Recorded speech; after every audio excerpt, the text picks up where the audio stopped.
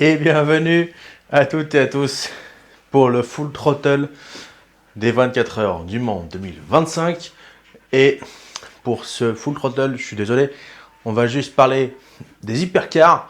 Parce que oui, sinon entre le LMGT2 et LMGT3, on n'allait pas en finir. Et on va commencer tout de suite avec un récap un peu condensé pour ceux qui n'ont pas envie de se taper toute la vidéo. Eh bien, c'est plusieurs faits marquants. La victoire de la Ferrari AF Corset, donc pas Ferrari officielle, non, non, non, c'est une écurie privée, alors qui utilise la Ferrari qui est faite par Ferrari, mais qui l'achète. Donc, techniquement, c'est Ferrari qui a gagné, oui, mais en écurie cliente. Est-ce que ça vaut vraiment une victoire pour Ferrari? Vous avez les commentaires pour en débattre. Qui donc a gagné avec comme équipage Phil Hanson, Yifie, désolé si j'écorche les noms, et Robert Kubica, la légende. Quel gâchis, malheureusement. On en reparlera peut-être un jour d'ailleurs de ce Robert, parce qu'il y a des choses à dire.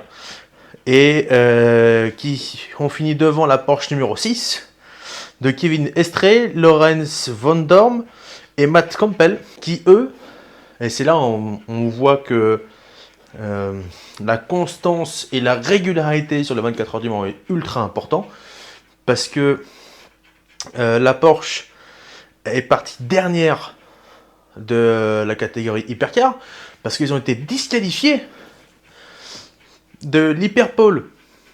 On en reparlera plus tard du format un peu spécial du WEC, comme je vous prépare une prochaine vidéo sur le WRC, pour un peu les débutants, même si je le suis moi-même. Et donc ça permet aussi de manifester les gens entre eux, pour que ils suivent le WEC et les rallyes, ou l'un ou l'autre, ou la F1 aussi.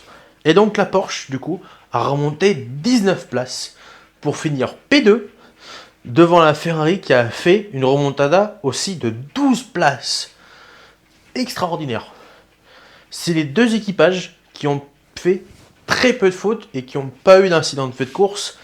Pas de pénalité, peu de chance avec le full course yellow qui a un petit peu embêté certains. Chapitre 1 va se parler de Cadillac. Parce que oui, Cadillac a été ultra rapide en hyperpole, a eu l'hyperpole, donc c'est-à-dire qu'ils sont partis premiers de ces 24 heures du Mans. Mais en course, ça a été très compliqué. Incident pour la 311 dès le début, dans la chicane Dunlop. La voiture a percuté la barrière, endommagé l'avant, mais elle a quand même réussi à rentrer au stand pour la réparer. Mais au bout d'un tour complet dans la nature, eh bien, elle a dû abandonner à 9h du matin à peu près, pour cause de panne mécanique.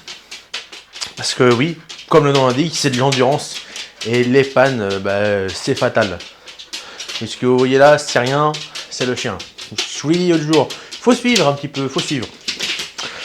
Mais la 2 secondes,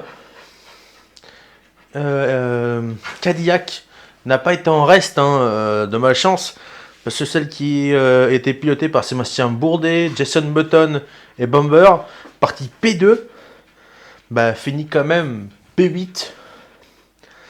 Et en fait, c'est au bout de la deuxième heure, elle a touché l'arrière d'une GTE qui a fait une sortie de route à où ça, à la chicane Dunlop, parce que j'ai l'impression que ça, on va renommer cette chicane Dunlop chicane Cadillac pour l'année prochaine.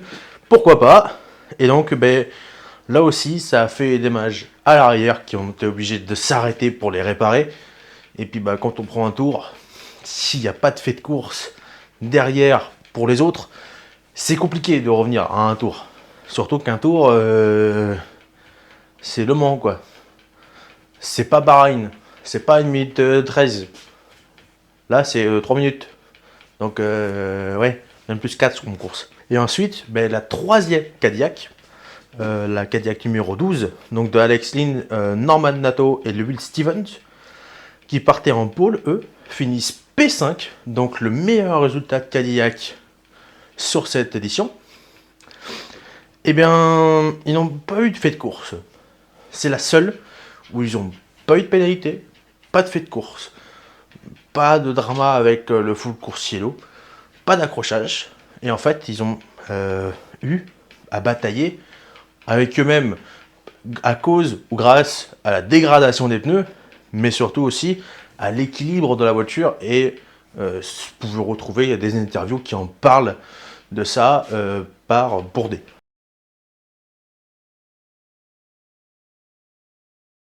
Et donc chapitre 2, on va parler de Ferrari, qui du coup gagne, ou pas le Mans, mais la voiture gagne le Mans, avec l'équipage de Robert Kubica, Phil Hanson et Yeffiyi.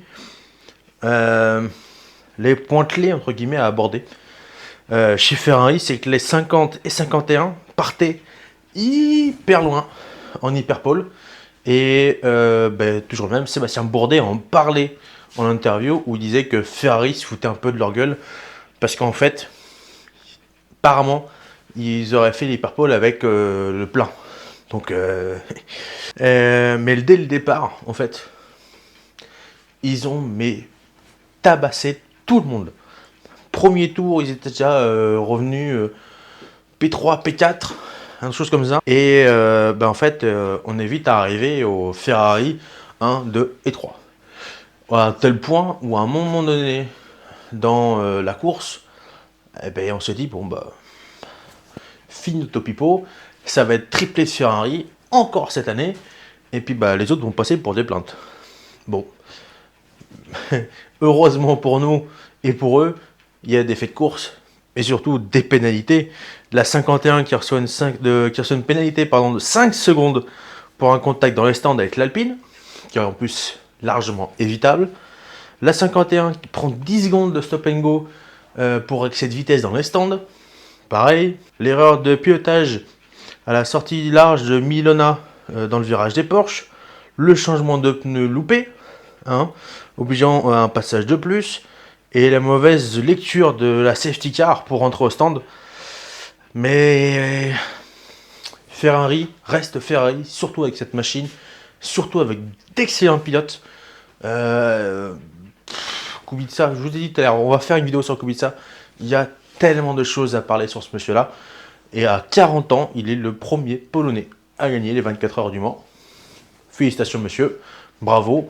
Et surtout, ne l'oublions pas, nous spectateurs, il est handicapé d'une main. Donc maintenant, il a une main encore valide, mais c'est quand même pas ça. Donc encore bravo. Et Ferrari WEC, donnez des conseils à Ferrari F1, s'il vous plaît. S'il vous plaît.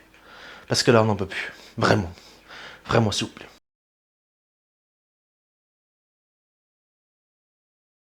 Et donc, on va parler dans le chapitre 3 de Peugeot. Peugeot, comment dire?